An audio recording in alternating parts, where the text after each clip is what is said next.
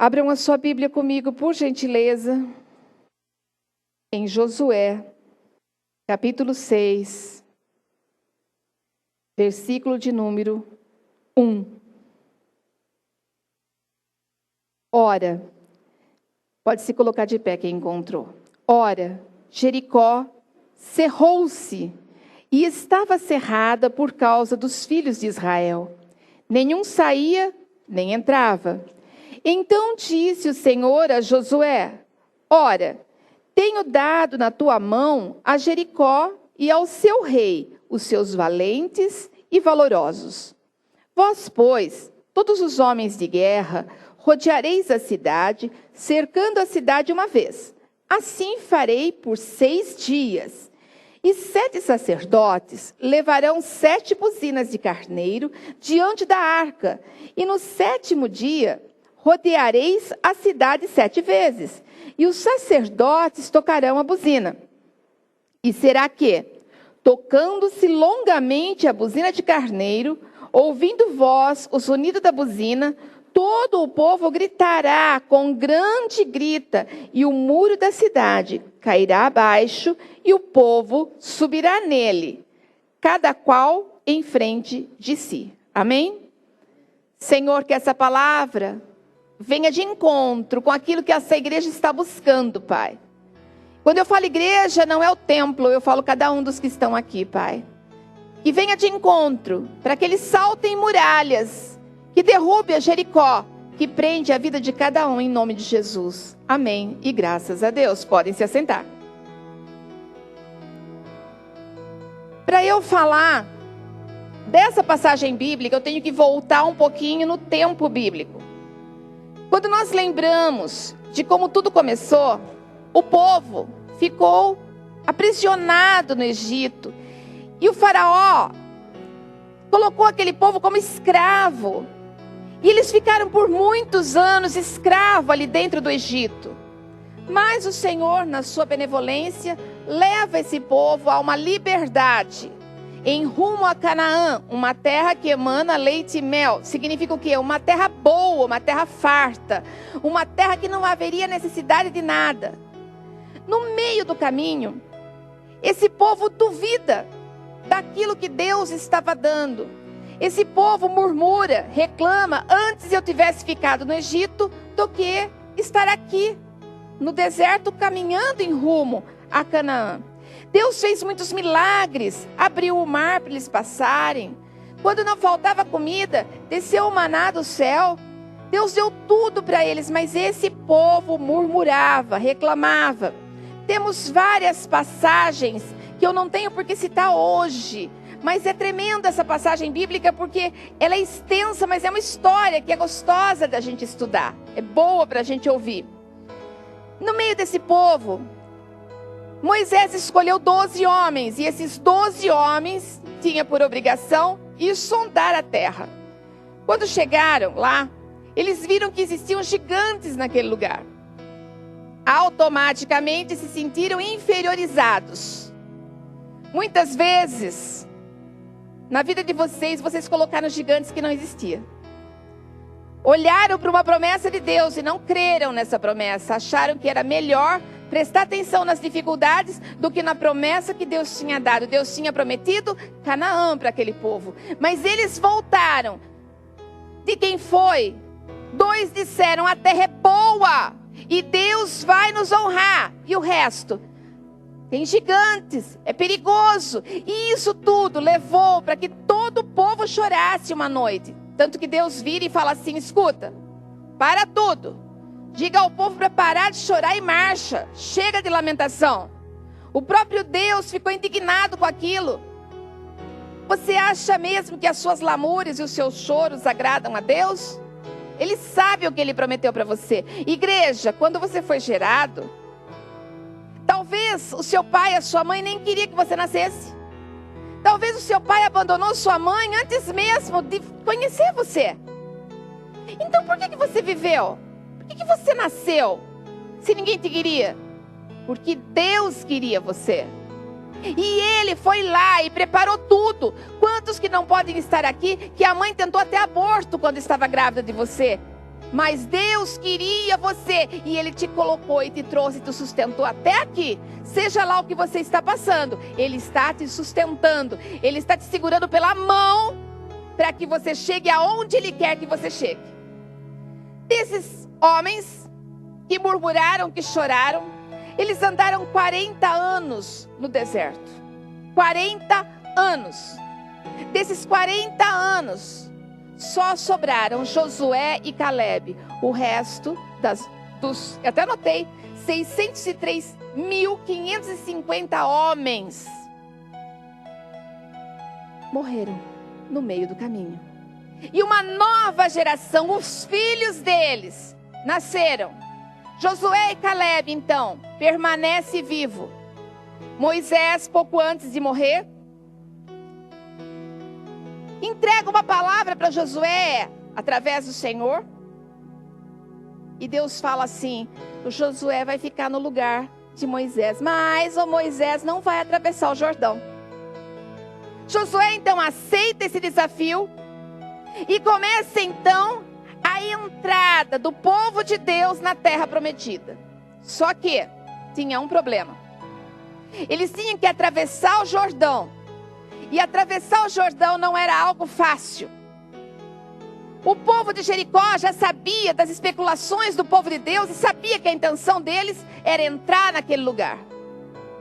E Deus então prepara de uma maneira que as águas do Jordão paralisem e o povo passe em terra seca. Mais uma vez, Deus mostra que Ele pode mover céus e terras e águas ao nosso favor. Explicando para você, primeiro Ele abre o Mar Vermelho, mostrou o poder dele para uma geração. Depois Ele mostra o poder dele para outra geração. E nós somos descendentes desta geração eleita, que o Senhor abriu rios, abriu mares para nós passarmos. Os nossos ancestrais passaram por esse lugar. E nós muitas vezes duvidamos da presença de Deus. Moisés entra. E quando aquele povo que ficava sondando o povo de Deus, quando as pessoas de Jericó viram aquilo, eles ficaram morrendo de medo. Eles tinham medo do povo de Deus, porque sabia que Deus fazia milagres. E sem contar, que não pensa que é só no nosso tempo que tem fofoca, não. Fofoca está em todo lugar. Você imagina aqueles soldados fofoqueiros? Ai, tá vendo só? Olha lá, ó. O rei está mandando a gente, mas olha esse povo, é terrível, hein? É assim que funciona. Você tem noção de quanta gente fala da sua vida? Você tem noção de quanta gente olha para as bênçãos que você recebe e fala: Você tem noção de que tudo que você faz é observado por alguém e pode ser uma Bíblia ou um livro de terror? Você é observado o tempo inteiro. O povo de Deus estava sendo observado. Josué, então, segue o que Deus fala e manda 2 homens para espiar Jericó. 2 homens para observar. Eles foram e descobriram que existia um muro de 9 metros de altura por 3,5 de largura. Tanto era esse muro, uma muralha, que a casa de Raabe ficava em cima do muro. E foi Raabe que deu cobertura para esses 2 homens entrarem, ela que os ajudou. Continuando a nossa passagem, eles voltam, eles sondam a terra. E sabe o que eles falam? Essa terra é boa. E nós temos estratégia porque eles estão com medo de nós.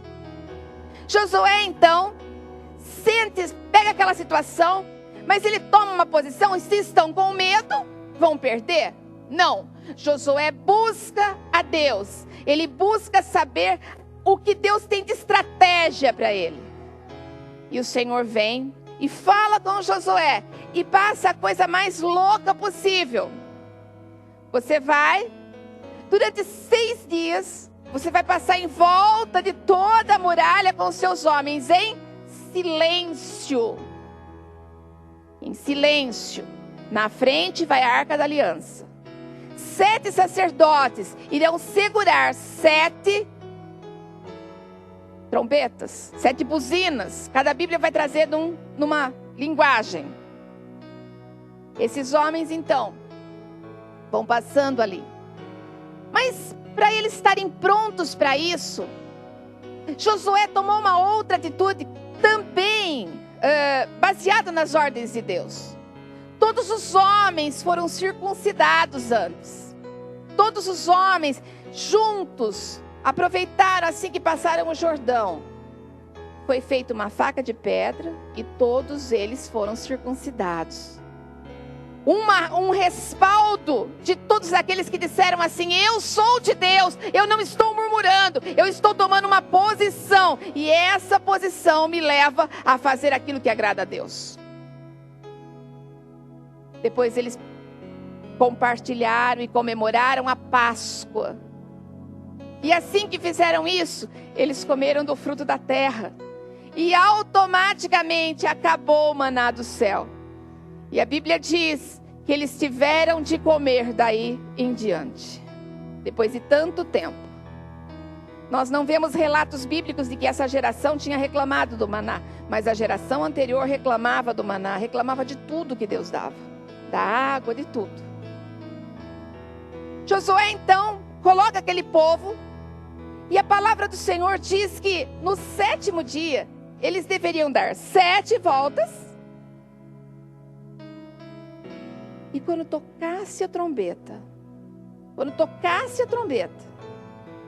era para todo o povo gritar, e as muralhas cairiam. É completamente insano isso. Alguém já gritou a ponto de... Eu já consegui fazer, quando eu fazia aula de canto, eu consegui estourar uma taça de cristal. É um barato, quase que minha mãe ficou sem taça, porque depois que eu quebrei eu queria quebrar todas. Eu quebrei 2. Ela ficou muito brava comigo. Mas alguém já conseguiu fazer alguma coisa estremecer só no grito, sem ser o coração do marido? Mulher, quando grita, o marido faz até assim, ó. Fique em paz, que se o marido gritar, a mulher também fica, viu? Mas a verdade é completamente insano nós pensarmos que isso daria certo. Mas Deus deu a palavra e, detalhe, cumpriu a palavra. Porque as muralhas caíram. Só que Josué, sentindo-se confiante, apoiado em Deus, após a conquista de Jericó, entrava a terra de Ai. E ele não consultou Deus, ele mandou os espias, eles foram para lá, sondaram a terra e voltaram dizendo assim: olha, estão morrendo de medo da gente, está tudo dominado, pode ir, dá para ir com menos gente, pode ir uns 3.000 homens. E Josué então manda 3.000 homens. Foi uma derrota feia, foi feio aquilo que aconteceu. Só tem um detalhe que me chama a atenção. A primeira, Jericó foi conquistada porque seguiram direção de Deus. Ai seguiu a direção do homem. A primeira foi vencida porque teve as estratégias que o Senhor passou. Fé, determinação, não olhar para trás. No entanto, quando nós entramos em Ai, você vai ver que eles vão na força do braço. Mais um detalhe, eles vão para a briga mesmo, né? E mais um detalhe, eles vão sozinhos, só 3.000 homens. E como foi a primeira? Nós vamos todos juntos. Sabe o que me leva a deduzir disso tudo? Quando nós temos um problema, é tão difícil resolver. É tão difícil resolver quando nós temos um problema. Mas quando nós estamos em família, quando nós resolvemos juntos os problemas, eles se tornam menores. Não importa se você tem atrito com sua esposa, com seu esposo, com seus filhos, mas na hora dos problemas nós temos que nos juntar, nos unirmos e venceremos as batalhas juntos. Pastora, mas eu creio em Deus, mas o meu marido não crê. Eu creio em Deus, mas os meus filhos não aceitam. Você é o pilar da sua casa. Muitas vezes você se decide seguir a Deus, mas a sua família não. E é uma luta isso, claro que é uma luta, mas quem segue a Deus passa a ser o pilar dentro daquela casa. Ele passa a ser o sustento. E não há nada que vai cair em cima se essa pessoa estiver firmada em Deus. E quando você se entrega para o Senhor, automaticamente você está dando direito dele trabalhar na sua vida. E haverá o dia em que juntos vencerão as batalhas. Não existe vitória se não tiver luta. Não existe. Se eu tiver alguém agora que tiver uma conta bancária aí, vou colocar um valor baixo, né? Amém. 10 mil reais na conta bancária. Você não ganhou isso de brinde. Seus 10 mil reais foi trabalhado.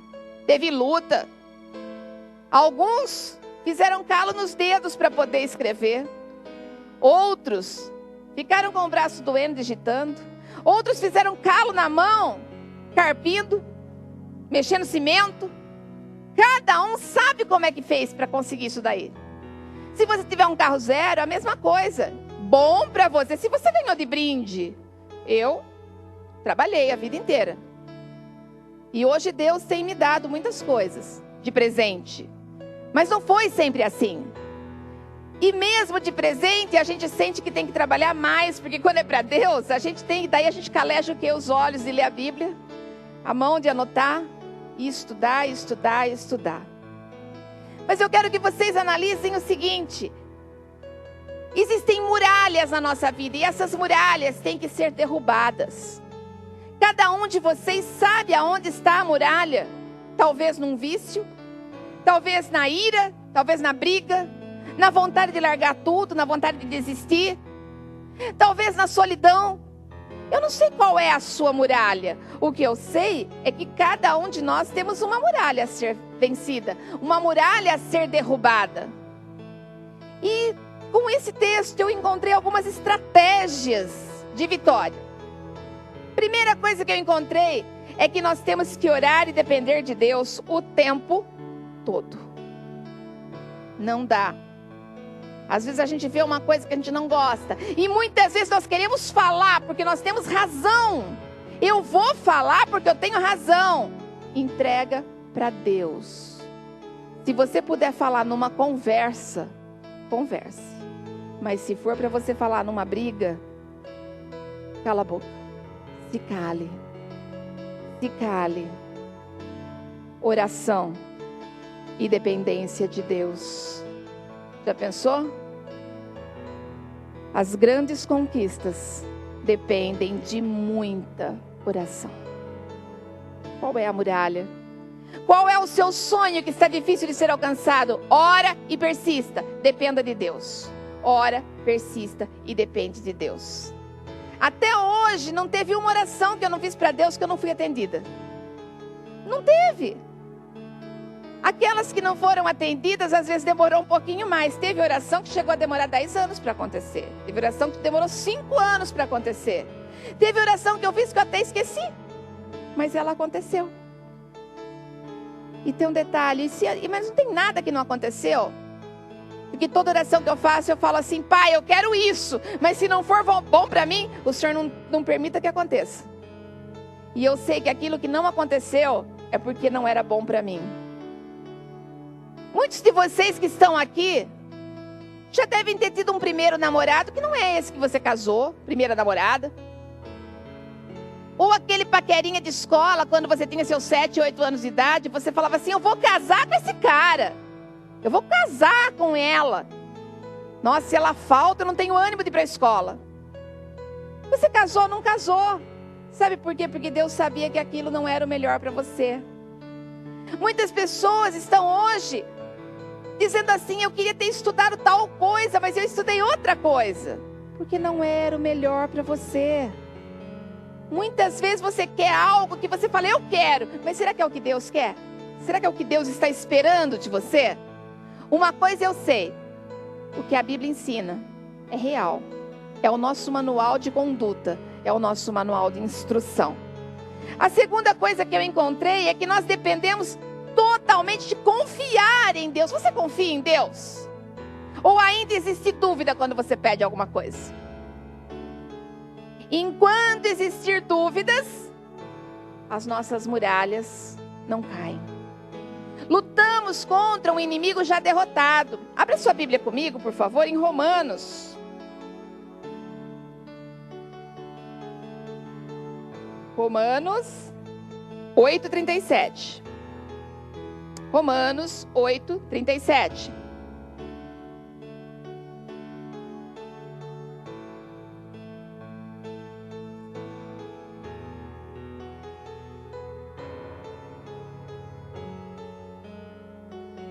Oito, 37. Mas em todas as coisas somos mais do que vencedores por aquele que nos amou. Em todas as coisas eu sou mais do que vencedor porque Cristo me ama. Em todas as coisas. Repete para você mesmo isso, em todas as coisas. Fala para você. Eu sou mais que vencedor porque Cristo me amou. Então por que existem dias que você se sente tão pequeno? Por que existem dias que você deixa as muralhas serem maior do que elas são? Por que existem dias que você se preocupa tanto com o que os outros pensam ao seu respeito? Por que existem dias que você acha que não vale levantar da cama? Por que existem dias que você tem vontade de largar tudo? Por quê? Em todas as coisas eu sou mais do que vencedor, porque Cristo me amou primeiro. É isso que a Bíblia diz. Em todas as coisas. Não falou que era no seu serviço, não falou que ia ser na sua casa, não falou que ia ser na sua família, não falou que ia ser nos seus estudos, falou em todas as coisas. Falou em todas as coisas, não é uma só. Deus, Ele é tão bom, tão misericordioso, que Ele cuida de tudo. A terceira coisa, dependência total de Deus. Vamos lá, né? Rodear a cidade, cercando uma vez durante 6 dias. Sacerdote levar 7 buzinas. Andando na frente da arca, dependência total. Eu dependo de Deus. Dependo de Deus. Hoje eu faria o que Deus mandava. Faria. Se Ele tivesse mandado fazer isso, eu faria. Antigamente, o meu eu passado já seria assim, gente, vamos fazer espada de tudo quanto é jeito. Umas fininhas, umas gordinhas. Ó, o jeito de explicar, né?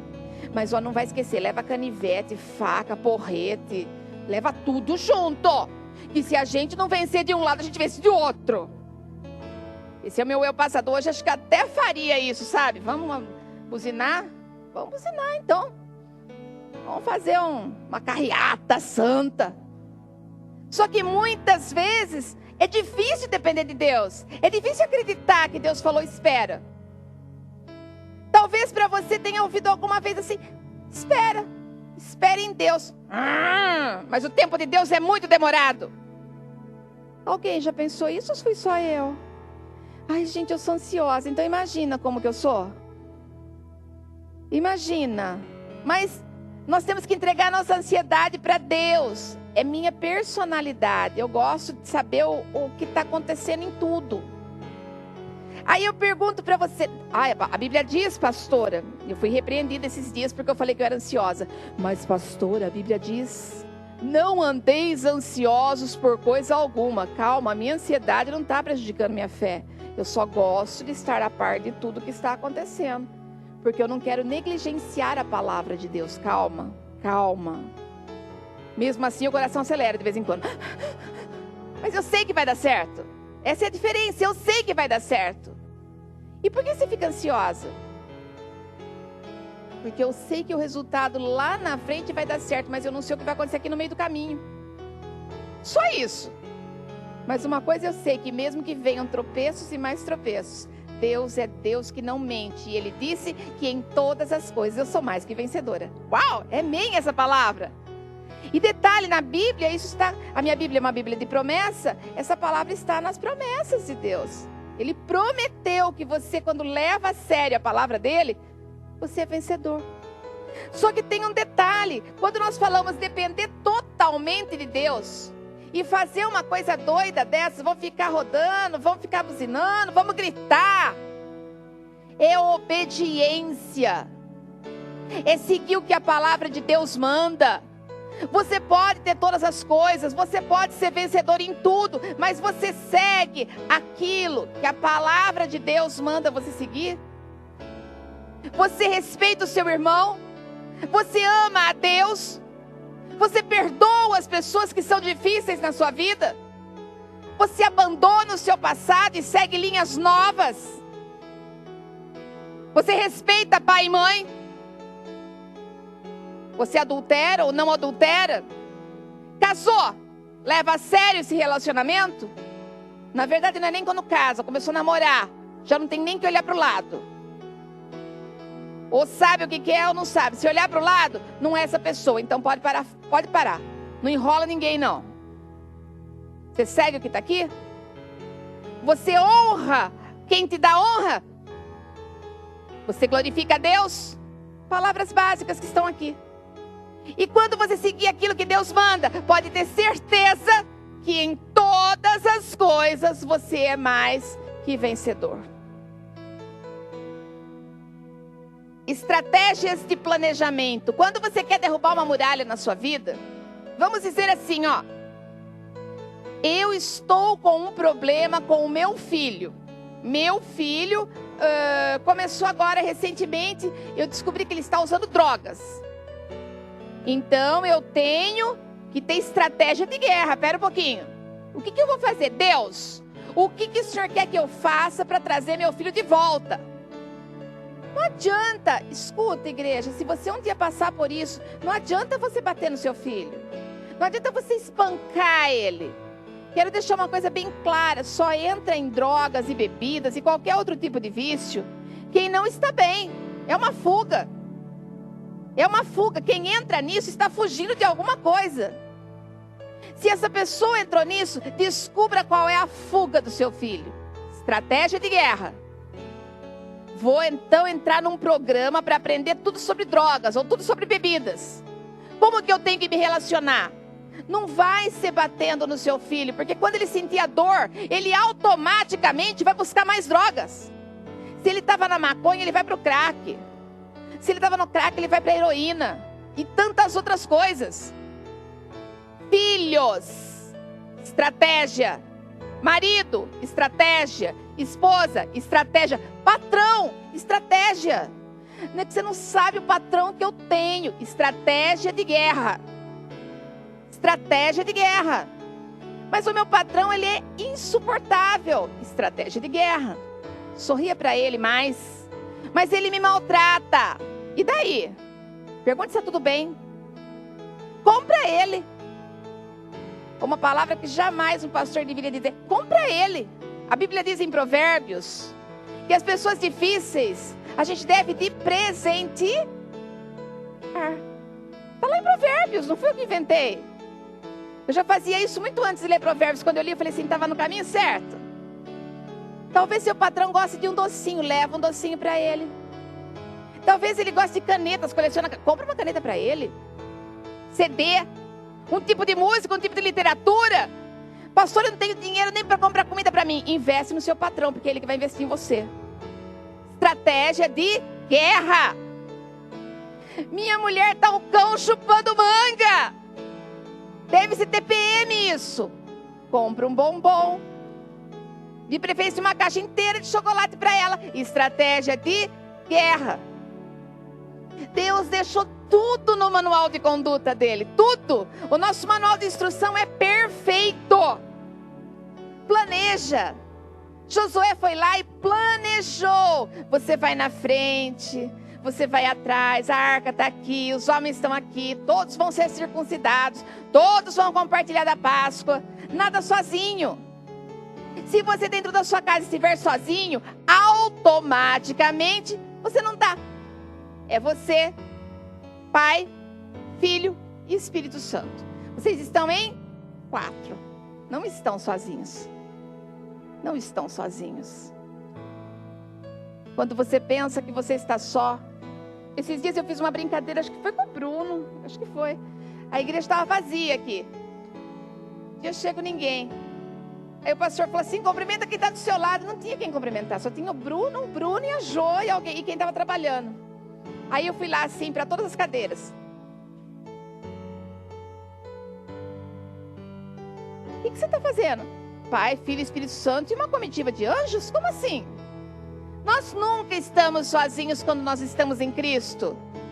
O problema é esse, que às vezes a pessoa olha e fala assim, ai, mas eu estou sozinho nessa luta. Não está. Você nunca está sozinho numa luta. Nunca. Nunca. Estratégia de guerra. Experimentar a fé. Os israelitas experimentaram a fé. Talvez você olhe para a sua fé e fale assim, mas a minha fé esses dias está tão pequena. Parece que tudo está tão impossível, tudo muito impossível. Nada é impossível para aqueles que creem em Deus. Nada é impossível àqueles que buscam a verdade. Nada é impossível. A nossa fé às vezes vai diminuir sim. Pastora, mas eu não posso contar isso. Para de ser hipócrita. Cada um de vocês já teve um dia que a fé diminuiu? Alguém aqui nunca aconteceu isso? Por favor, levante a mão e fale, nunca minha fé foi abalada. Levanta a mão aí. Eu quero dar os parabéns para você. É óbvio que vai ter dias que a gente vai se sentir mais fraco. É óbvio que vai ter dias em que o inimigo vai conseguir dar uns murros na nossa cachola, assim. E você vai falar assim, ai, sou fraco, não consigo. Mas fé é algo que nasceu dentro de nós o dia que a gente entregou a vida para Jesus. Fé é algo que o Senhor renova em nós a cada manhã.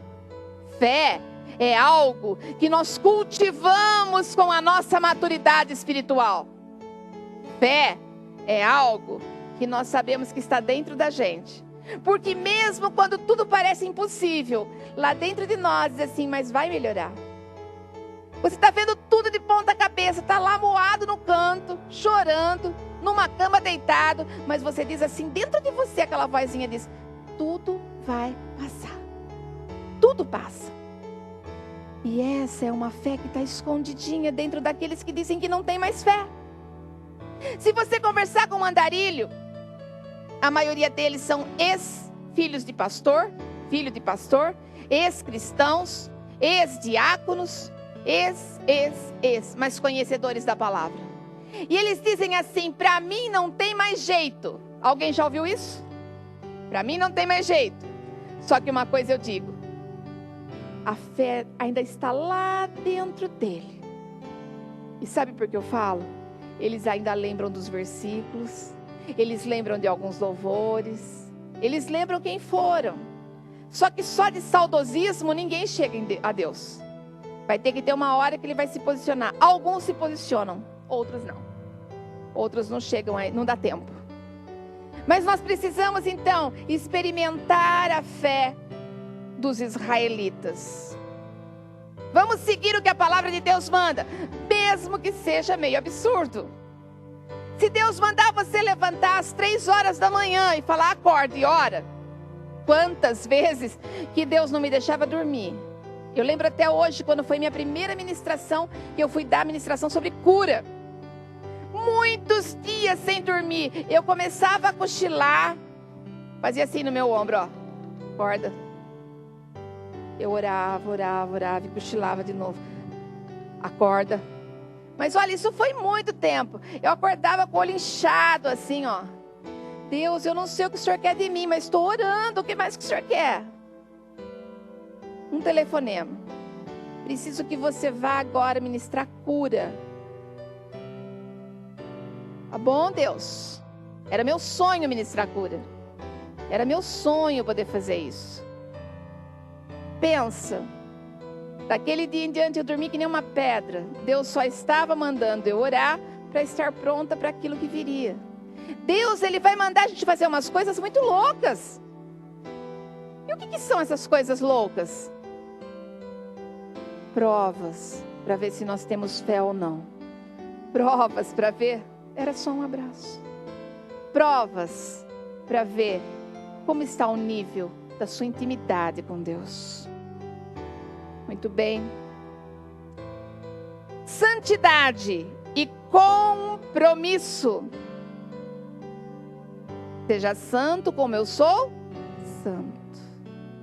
Se houver na sua vida ainda alguma coisa que desagrada a Deus, é tempo de arrancar isso da sua vida. Deus está dizendo: seja santo como eu sou santo.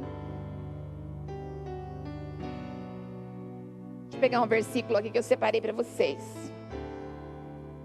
Em Josué 3:5 está escrito assim: santificai-vos, porque amanhã fará o Senhor maravilhas no meio de vós. Sem santidade ninguém verá a Deus. Você lembra desse versículo?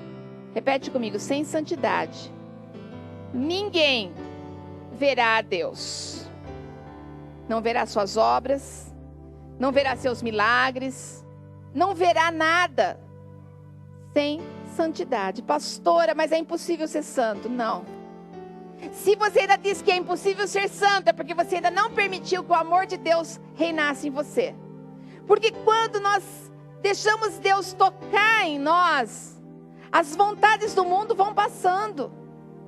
As vontades que são do nosso passado vão passando. E a gente vai cumprindo aquilo que Deus manda a gente fazer. Sétimo, unidade e responsabilidade.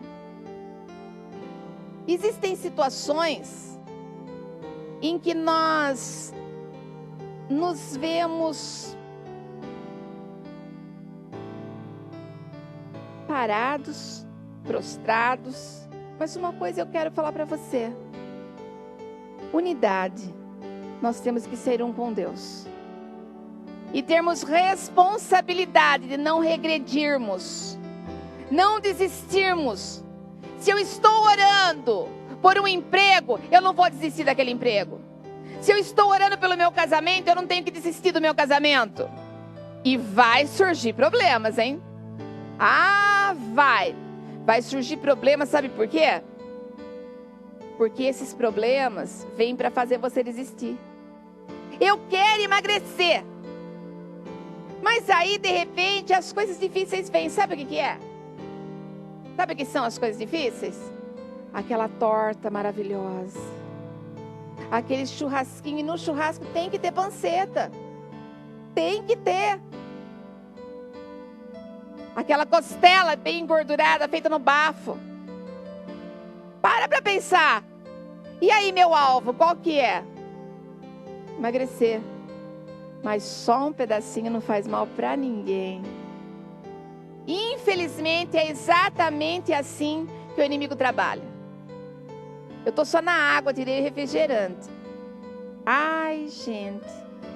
Eu não sei o que acontece. O povo traz suco para mim. Ai, é bom demais. Aí você olha e fala assim: permaneço na água. Ontem tentaram eu ter uma Coca-Cola trincando gelada. Água. Não, mas é só uma... É água. Cheguei em casa. Não, mas tem... Essa aqui é 0.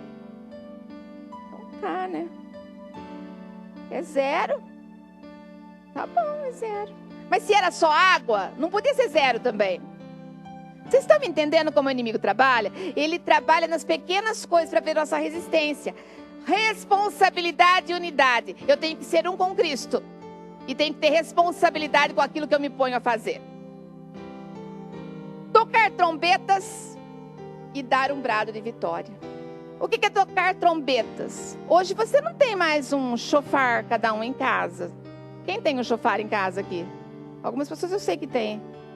Tirando o Lucas, pode levantar a mão, Lucas, não se acanhe. Não vou pedir o seu emprestado. Mais alguém? Um chofar. A gente não tem mais. Até teve um tempo aí da Copa, né, que tinha aquele... Como chamava aquela... Como? Vuvuzela. Você tem. Só que se você começar a gritar ela dentro de casa, sua mãe não vai gostar. Nossa, sua mãe, então. Eu fico só imaginando sua mãe. Ela pode ser pra fora, hein? E o quarto tá tranquilo lá. Igreja, o que significa tocar a trombeta? Significa a nossa voz clamar em alto e em bom som: Senhor, eu creio em Ti. Senhor, eu estou diante da Tua face e eu sei, Pai, quem o Senhor é. Tocar a trombeta é dizer assim: eu creio em Ti, Pai, e eu sei que o Senhor faz milagres. Tocar a trombeta é dizer: Pai, eis-me aqui, usa-me da maneira que convém. Vê se há algo em mim que te desagrada, sonda-me e muda-me, porque eu quero ser santo como o Senhor é santo. Isso é tocar a trombeta. E a palavra de Deus diz que nós temos que dar brados de vitória. Senhor, obrigada, porque eu sei que a vitória já é minha. Obrigada, porque independente da muralha que eu tenho que derrubar, a vitória é minha. Porque eu creio no que a Tua palavra diz, que resistir ao diabo e ele fugirá de vós. Resistir ao diabo e ele fugirá de mim. E olha, quem vive essa palavra sabe muito bem o que ela significa. O que é resistir ao diabo? É resistir às coisas que o mundo oferece. É resistir àquilo que é fácil demais. É resistir àquilo que te afasta de Deus. Resistir ao diabo e ele fugirá de vós. E vai chegar a hora que eu vou tomar só água. Eu vou resistir. Amém, igreja?